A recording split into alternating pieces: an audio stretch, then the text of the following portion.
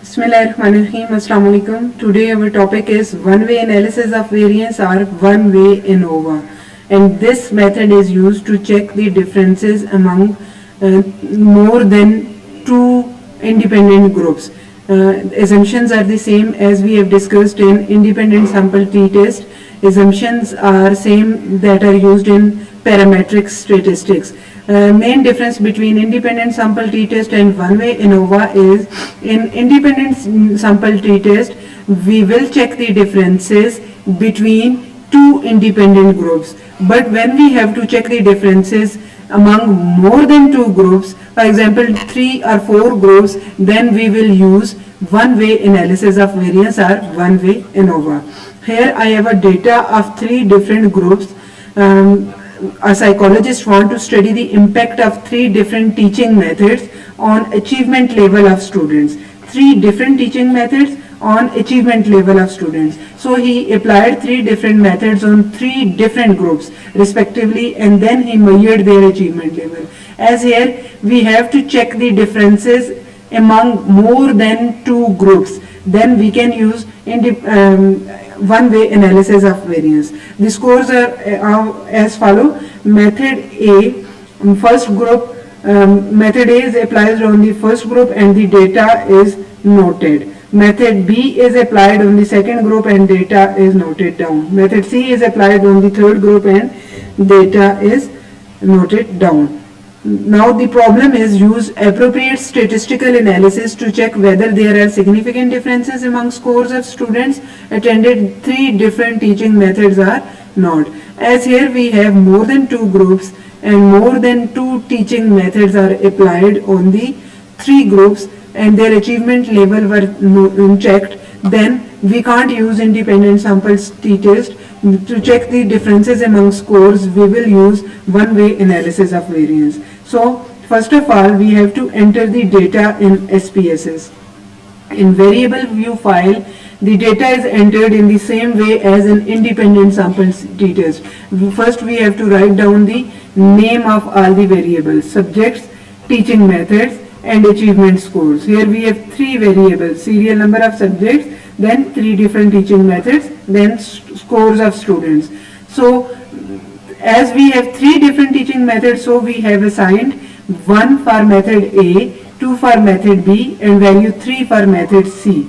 So here in third column we have, in third row we have achievement scores, continuous scores, so we can't enter grouping, we can't assign values to continuous scores.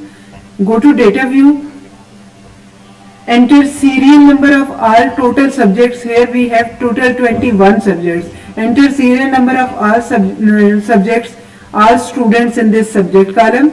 Then enter teaching method one by one. As we have 7 subjects in first method A, we have 7 subjects and we have assigned value 1 for method A. So we will enter value 1 7 times because we have 7 participants in group A, in method A. Then 7 participants were there in group B. So we have assigned value 2 for group B, method B. We have assigned value 2. In this variable view box, we have assigned value 2 for method B. So we will enter value 2 7 times because we have 7 participants here.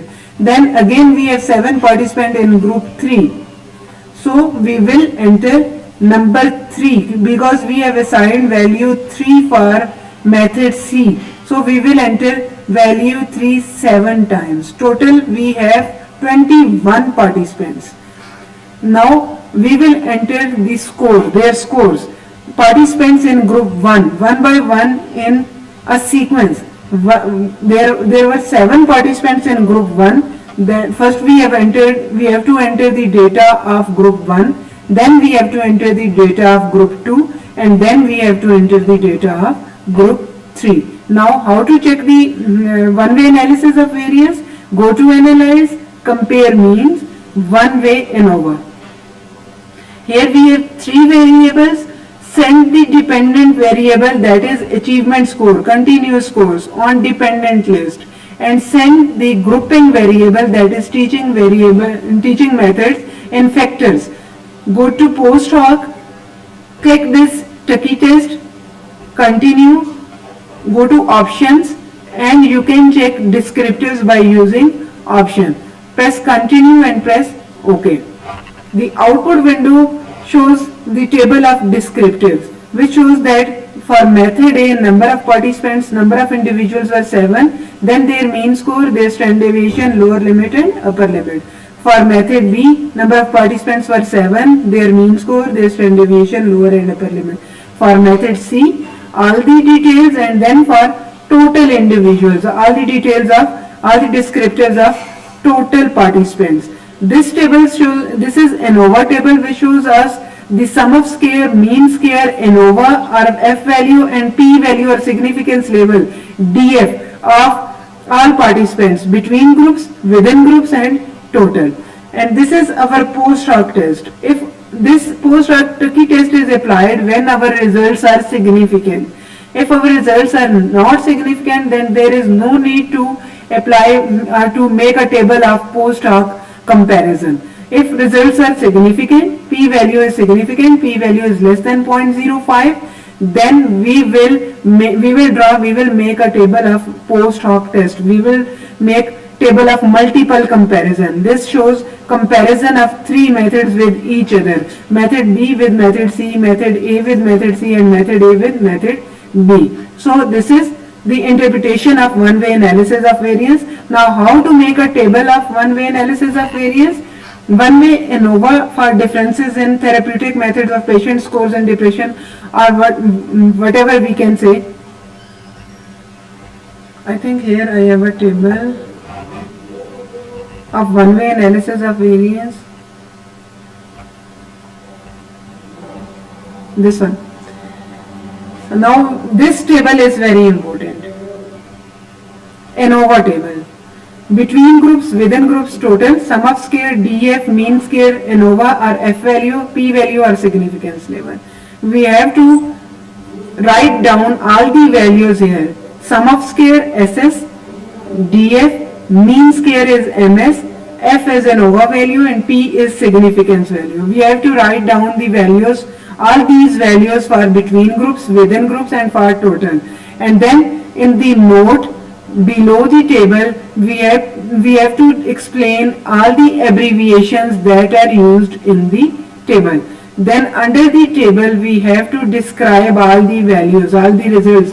Table 3 indicated significant differences among 3 different teaching groups.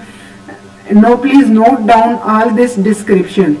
So results are significant, then we can apply post hoc test. This is post hoc Tucky table, and we have to draw this table, this one. As it is, we have to draw this table in Word file according to APA. This is mean difference, this is standard error, P, lower limit and upper limit. So now under this table we have to describe, we have to explain all the abbreviations that are used in this post hoc Tucky test table. And this shows the pairwise comparison among 3 different teaching methods, method A, method B and method C, which shows significant results for this and significant results for this. And if there are any non-significant findings, you have to describe, you have to explain, you have to write down below the table about the non-significant findings of your table.